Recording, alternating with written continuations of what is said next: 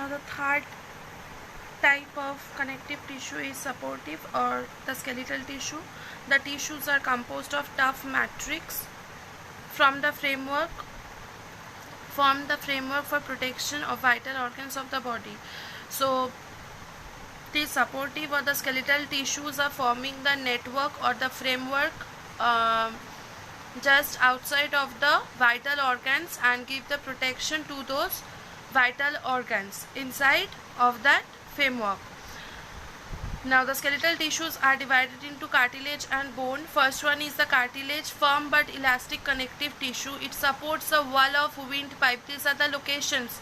You have to learn the locations. Wall of windpipe, nasal septum and external ear or pinna. So these three are the locations of cartilage.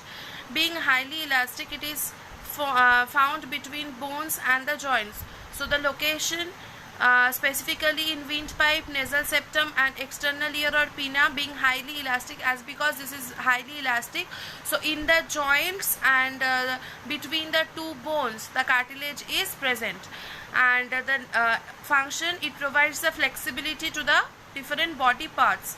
Now next one is bone. Now this is hard and non-elastic. It is elastic connective tissue and bone is basically non-elastic.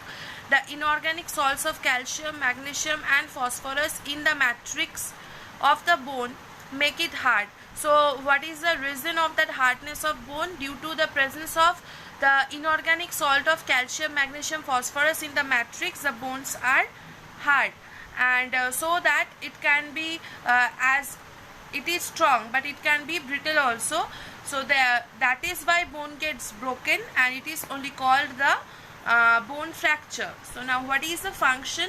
Bones form the supportive framework, protect the internal organs like brain, lungs, heart, okay, and help in locomotion. And another function is there that red blood cells and white blood cells are formed in the red bone marrow of the long bones. So this much, and here our connective tissue completed.